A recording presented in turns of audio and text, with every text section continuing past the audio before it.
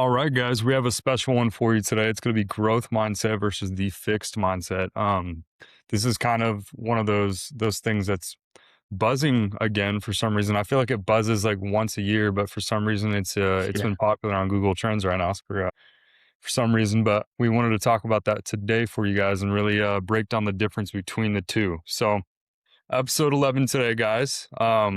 We've been pretty consistent with this, so we hopefully today you take something and you could apply it to your life. So without further ado, Rose, what are we learning today? Yeah. Like you mentioned, growth mindset versus fixed mindset. It's one of those concepts that you learn honestly pretty young. I would say in junior high or even elementary school, it's taught to you because it's such an important part of life. And I think it's one of those concepts that you should learn early because the sooner you apply it, the more your life's going to improve and the faster it's going to improve. But I actually want to turn it to you first, Brad, to ask you, for you yourself, what is the first thing comes to mind when you think of growth mindset versus fixed mindset?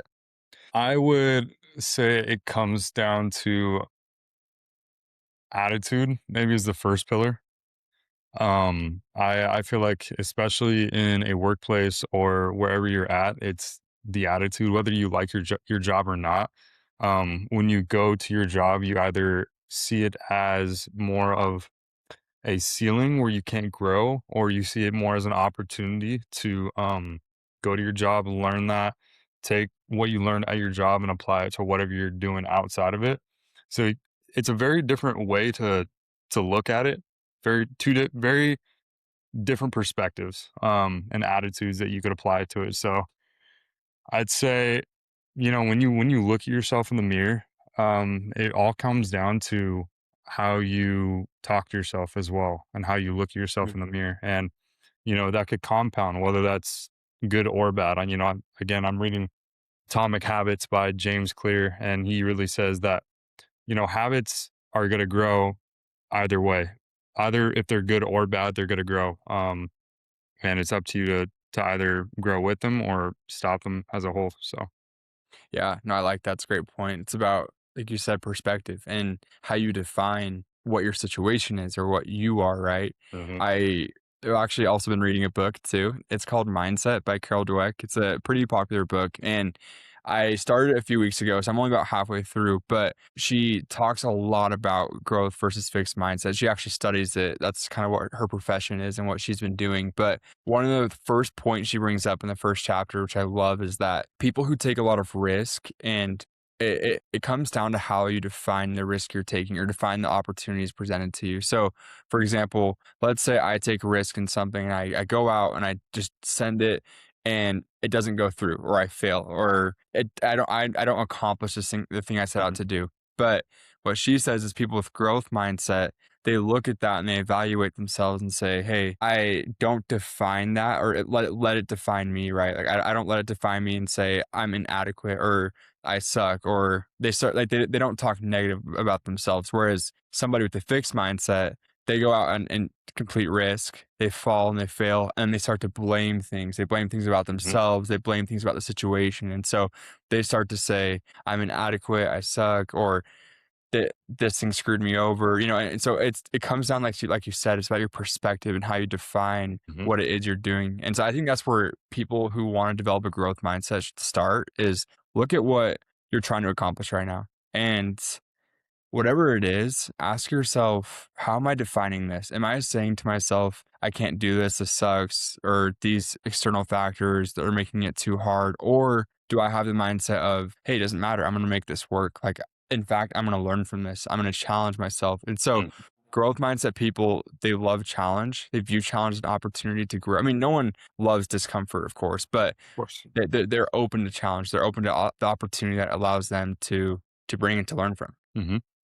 No, I totally agree. I feel like again, it all goes down to the whole attitude thing. With startups, obviously failure is going to be guaranteed. Exactly. No matter what you do, how you respond to it, isn't. That's not guaranteed.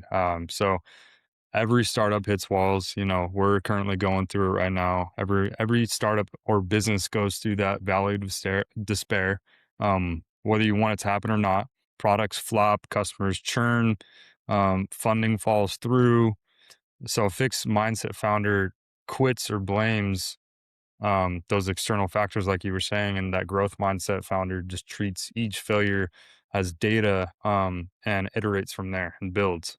So also, I feel like the market will give you brutal feedback too. Customers, investors, and competitors will all tell you that your idea needs work.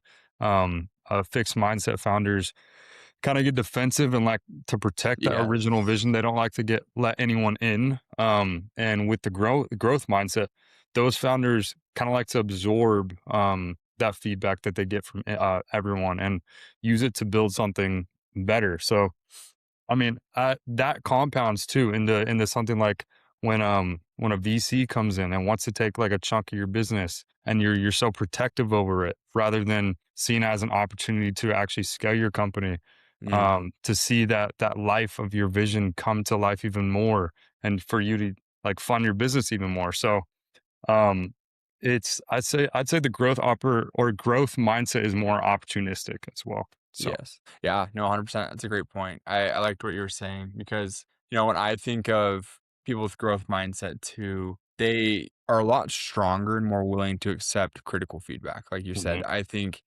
about myself and times in my life where I had a more fixed mindset and I let what people said about what I was working on or what I was doing, and I let it get right. to me versus times when people are giving me honest feedback and I've taken that as a way of, okay, it's cool, awesome. I'm gonna improve this. What I'm gonna do to learn from that. I love David Goggins in his book, he actually talks about this.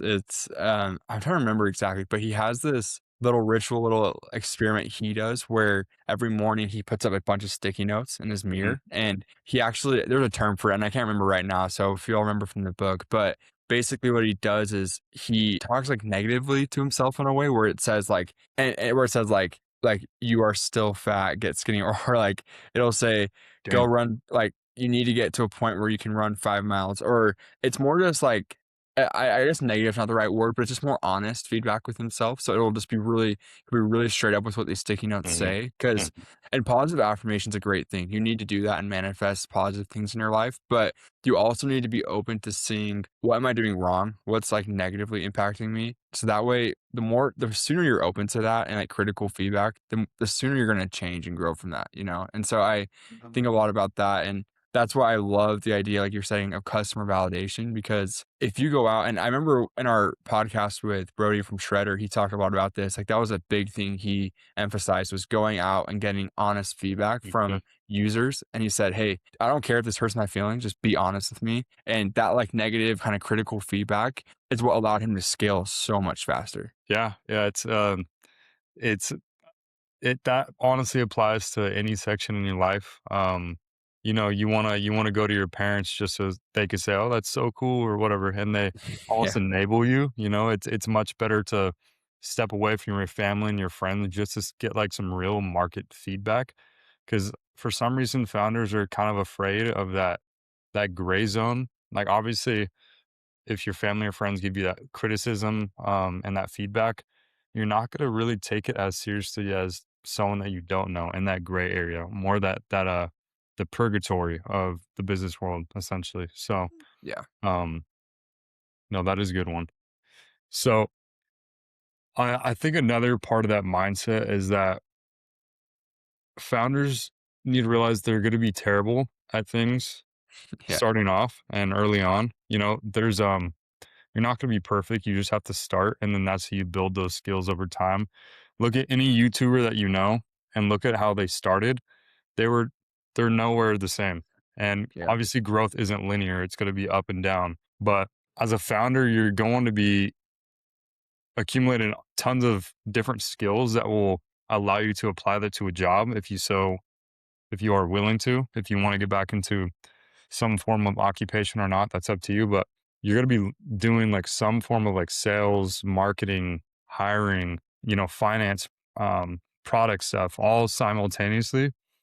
So, and most of it's going to be for the first time as well. And you're going to be Yeah. building these skills like a jack of all trades. Um, and that fixed mindset, it's going to be like, I don't know how to do this. I'm not a salesperson. I don't know. I don't have a degree in finance. And you don't need that. A growth mindset says I'll figure things out. I'm gonna figure out sales, I'm gonna figure out the whole finance thing, and that's that's how you should apply to everything in your life. That's how you grow. Yeah, exactly. I like your point at the beginning. You said founders in the beginning, or anybody who wants to grow in their respective career industries, in the beginning, you're going to suck. And like, that's just the truth. And being able to Mhm. accept that. You think about, and I love this example, or Carol Dweck mentions this in her book as well, but Michael Jordan, I mean, arguably the greatest basketball player of all time. I mean, Bron's my goat personally, but no, you have to give Mike his flowers, and he's definitely the greatest of all time in a sense. And what's really interesting about him is how he lived the growth mindset. When he was in high school, his sophomore year, he tried out for the basketball team, his high school team, and he got cut. And it's incredible to think about a player who was so good was cut from his high school team. But Michael having that type of mentality of the growth mindset, I'm going to improve. He didn't let that stop him. He Mhm. recognized, like you said, Brad, being in the beginning stages of his career, he's not going to be as good as some other people, right? But what did he do? He practiced what he needed to. He ended up making the team the next year, went to college with a top 4 pick, and then became the greatest basketball player of all time, right? So you look at guys like that where they were not good in the beginning. They just weren't, but they let that fuel them to be better. And I like the contrast. Carol Dweck mentions in the book as well as John McEnroe is a very famous tennis player, one of like the most famous tennis players of all time. But how he was different from Michael was he was actually kind of born with this like innate talent, just really, really talented, always successful his whole life. But when he got older and he started losing more matches, he would blame his losses on the referees or the coaching or other external factors. And you see how somebody like that, where it's more of a fixed mindset, they blame their problems and their challenges with things that aren't in their control. Mhm. Whereas people with growth mindset, they emphasize things that are in their control, right? And so another example of Michael, actually, sorry, hopefully I'm not talking too much about him, but a cool experience too is I've heard this story of how early in his career, I think he had won one of the MVP awards, I'm pretty sure, and he had not won a DPOY yet, like a defensive player of the year yet, and it was his goal to win one, and he said to himself, he's like, this, because people were judging, saying he's not a great defensive player, like that's where he lacks, and so that year, in that summer, he only practiced defense, and then the next year, he won the DPOY. So really incredible to think people like that, they, again, like you said, they're not the best at something, but then they realize that, they recognize it, and they make the steps going forward to become better at that specific skill or talent within their career. And I think that's what's really cool about self-improvement in general is like there's always something to improve. You know, Mhm. there's never a time where you're perfect in everything you're doing. Like there's always, I'm sure I'd argue 1,000 things you can work on at once, you know? And so it's just about knowing, okay, what's the most important thing for me to work on right now and how can I go at that? So that's kind of what comes to mind when I think of that. Right. Right. That's something kind of similar to that. I think this is what it was, but didn't wasn't Kobe Bryant like the first one in at practices, and he Yeah. like Yeah. he'd practice like something His crazy, like a thousand free throws right Yeah. before everyone came, and then he'd be the last one out just practicing another thousand of something, and Yeah. people wonder like how he was so good, Yeah. just because he got so many reps. Yeah. Um, I mean, you're ought to get skilled at something with if you have 2,000 reps, you know. So, um, a huge one that I feel like we've spoken about this quite a few times, but the comfort zone Mm, itself will kill your startup. Growth almost always requires doing something you've never done before.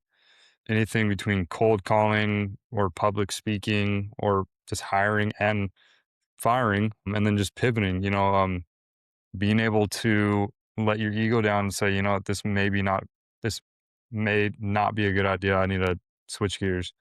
Um, and then the fixed founders, they like to retreat within their mindset. They like to protect, and growth mindset founders like to lean into.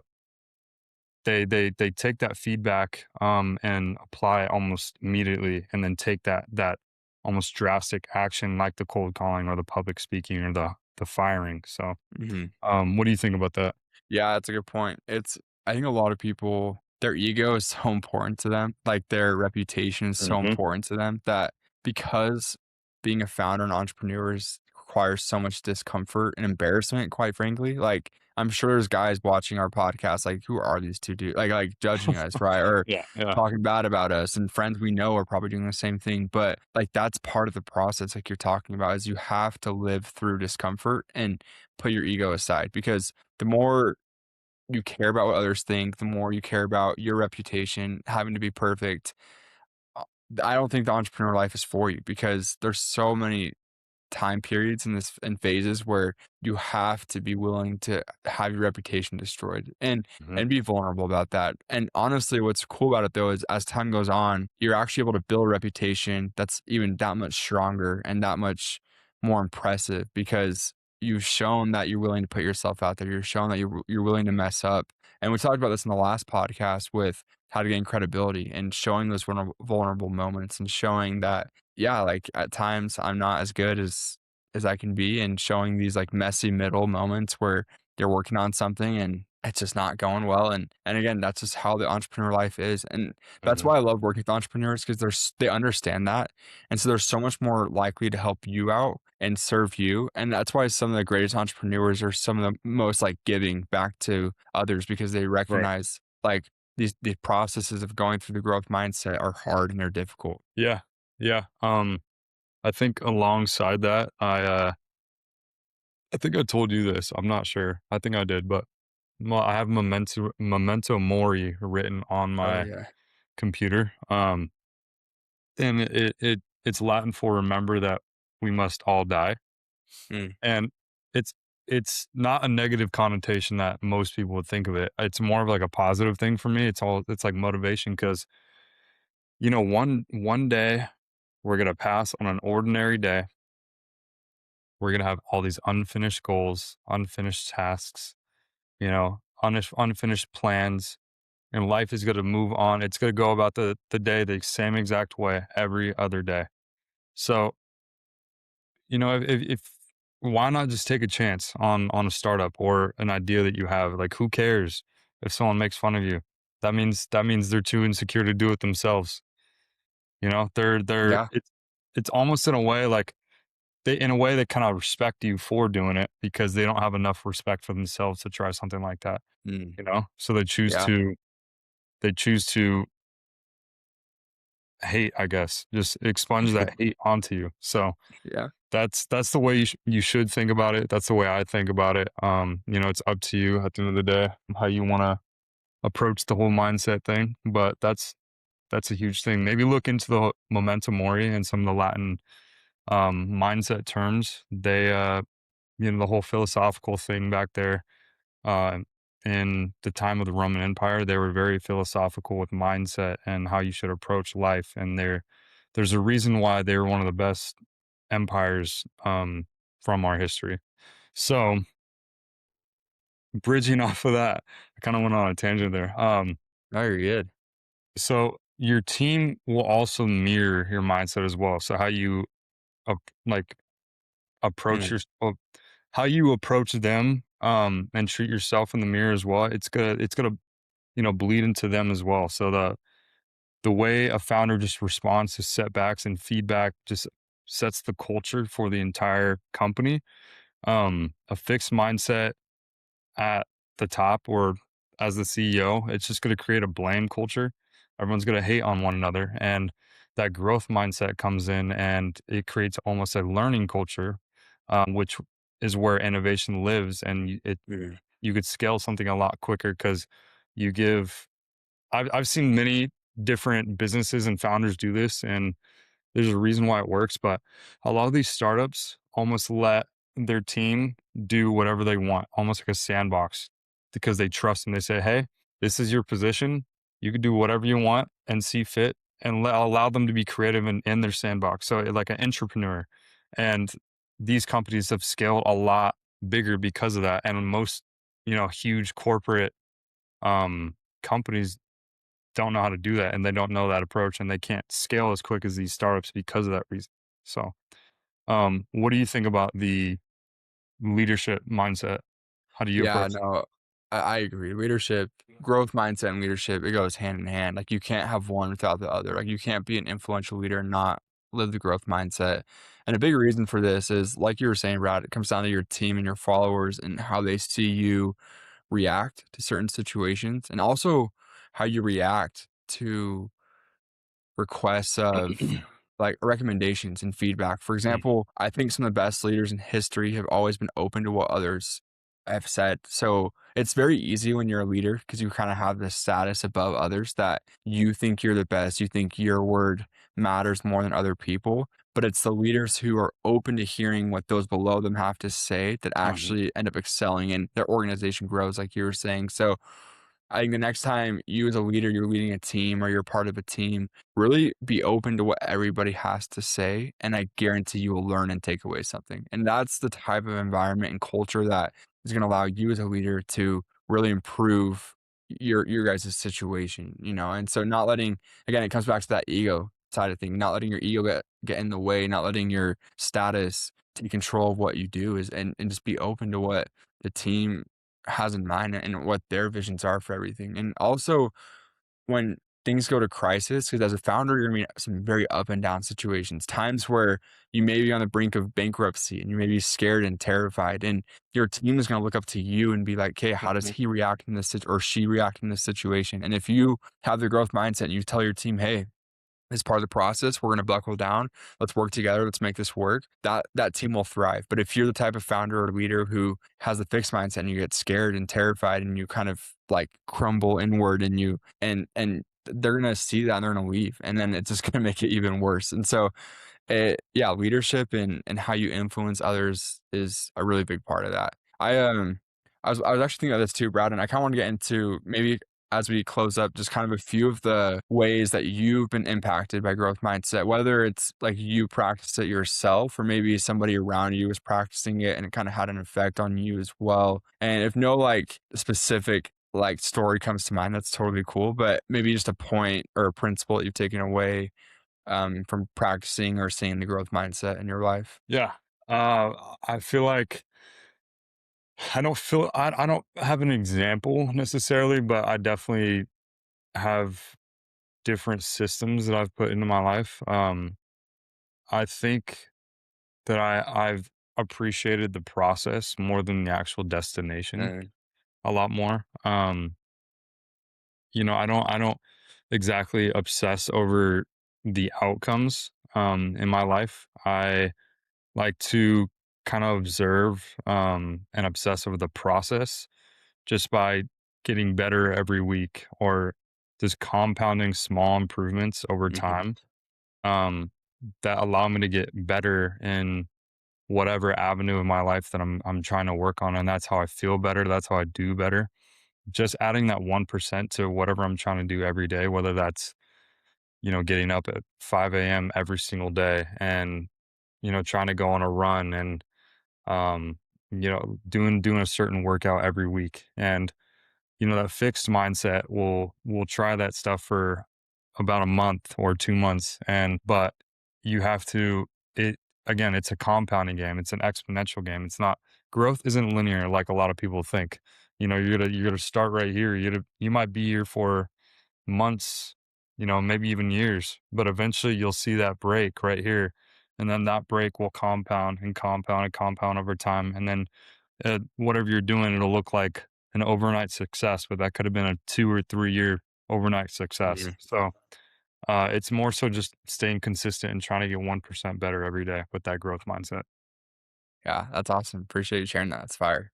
Definitely, I've learned a lot from Brad on the growth mindset, especially. I think you've taught me, quite frankly, more than a lot of people, like what it means to live the growth mindset. And I've really appreciated that with our relationship and what we're doing with First Pitch because it makes it so much easier as co founders when you have another co founder who's like just open and willing to hear your ideas and your thoughts and doesn't get too troubled by lack of progress with in terms of outcomes, like you said.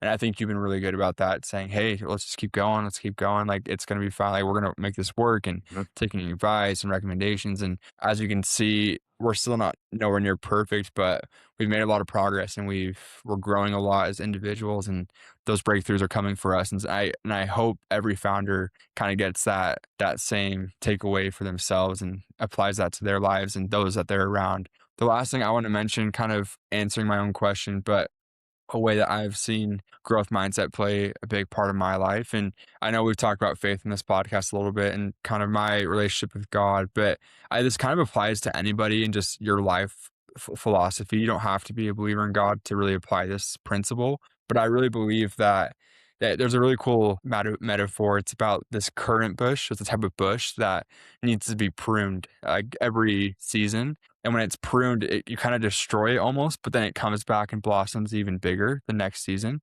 And what I love about this principle is that God, or whatever it is to you, maybe it's some higher being, or just maybe it's just life and or in general, right? But whatever it is, it prunes us, right? It breaks us down and it challenges us so that later on we can become something greater and bigger than what we were going to be, right? And so people often view trials and challenges as like, oh, this sucks. It's just, it's unfair. Life's unfair. But the moment you switch your mindset to, no, I'm grateful for these trials. I'm grateful for these challenges because I know years down the line, I'm going to look back and be like, I changed and became the person I am now because of those trials and because of those challenges. And so recognizing that life or God or whatever it is to you is your gardener, he's pruning you, he's making you better. And not, and, or even just a co-founder, maybe it's just somebody, a friend in your corner who can tell you that and recognize that, hey, you've grown a ton because of this challenge. And so, yeah, it comes back to what full circle, what we talked about in the beginning is being open to challenges, taking them with pride and strength and just going forward. Yeah. Yeah, I agree. Because learning is it's a never ending journey at the end of the Yeah. day. And I feel like you should never stop learning because the moment that you say, I've learned everything, you know, that is a measurement for you need to learn more, you know? Yeah. So you should always be in the pursuit of trying to become better, whether that's yourself or giving back to your community or even, Mm, like you said, your co-founder and like practicing that thankfulness and gratuity mm, every day when you approach life, and you'll have a much better time on this earth when you're thankful for the things that you do have. And even looking back, like you said, you don't have to be a man or woman of faith, but even just looking back and you kind of look at what you were trying to manifest or you mm, prayed for, and you realize you're living in what you prayed for. And I think we forget um, to be grateful for what we do have. So when you are grateful for what you have, you're a lot more content and you're not so focused on the next outcome, and you take it with a little bit more grace and more of like a slowness or and a calm, a form of calm. And funny enough, by you approaching those goals with more of a calm and less sporadic and trying to get those things done a lot slower, you actually do get them done a lot faster because you mm, took that moment to take a step back and just breathe and realize that you're in this for the long run. It's a patience game. It's it's whatever you're trying to do is not going to be a get rich quick scheme. That's why so many businesses and founders don't make it for the long run. So if you truly want something to work, you have to consistently be working on that growth mindset. So mm.